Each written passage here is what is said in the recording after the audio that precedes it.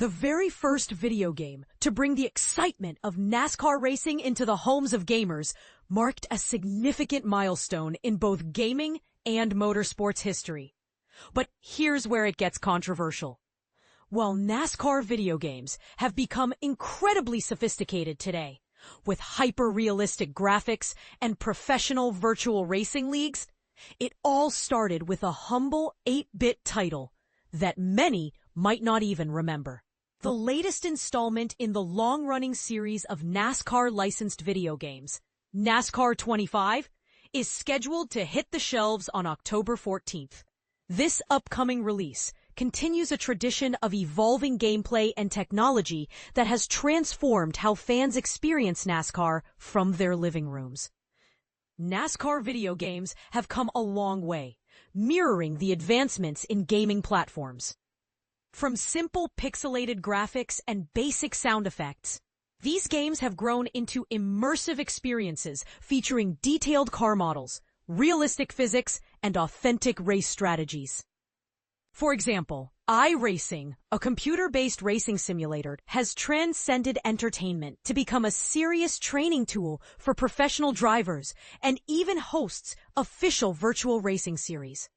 But when did this journey begin? When do gamers first get the chance to race in NASCAR? To understand the roots, we need to rewind to the mid-1980s, the era when home video gaming truly took off with the introduction of the Nintendo Entertainment System.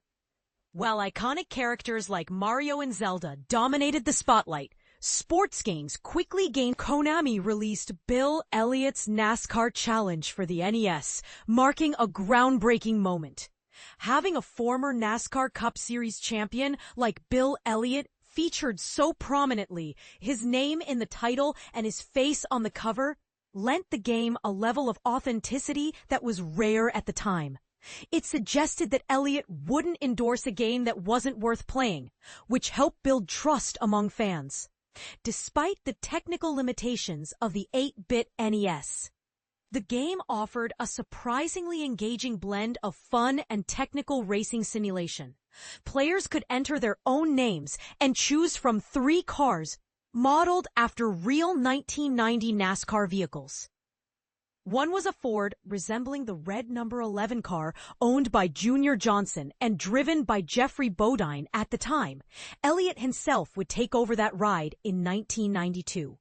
Another option was a number 5 Chevrolet inspired by Ricky Rudd's Hendrick Motorsports car.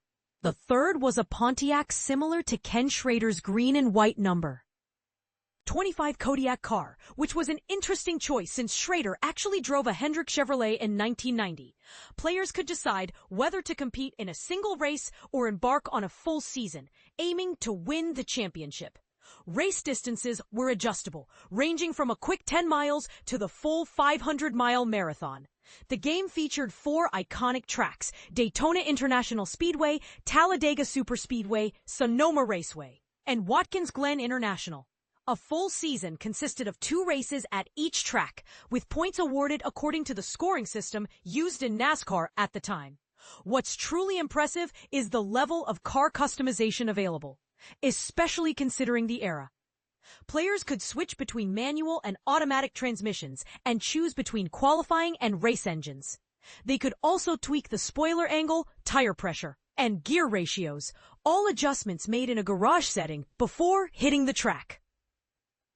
This attention to detail added a layer of strategy and realism that many early sports games lacked. When the iconic command, "Drivers, start your engines," sounded, the race kicked off with a rolling start.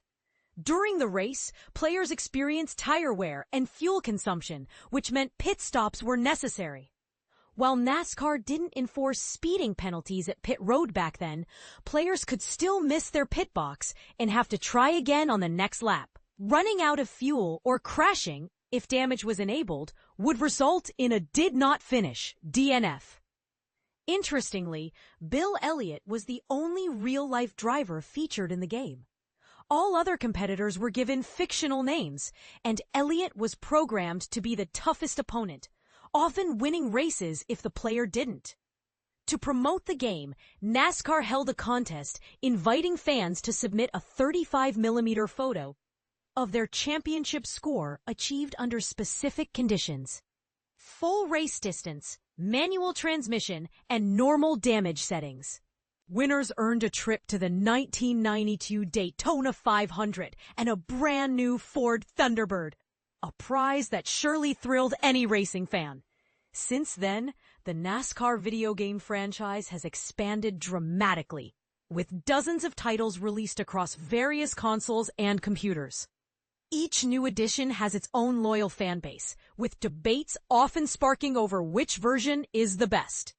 But when it comes to the very first officially licensed NASCAR video game, there's no question Bill Elliott's NASCAR Challenge holds that honor.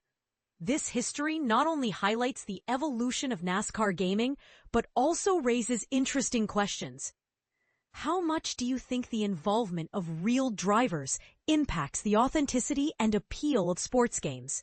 And with today's hyper-realistic simulators, is there still room for simpler, more accessible racing games? Share your thoughts and let's discuss whether nostalgia or innovation drives your passion for NASCAR video games. Frank Vellitt. Frank Vellitt has been a devoted NASCAR and motorsports enthusiast for over 2 decades. Combining the passion of a longtime fan with the insight of a seasoned writer, Frank offers unique perspectives that honor the sport's rich history while embracing its future.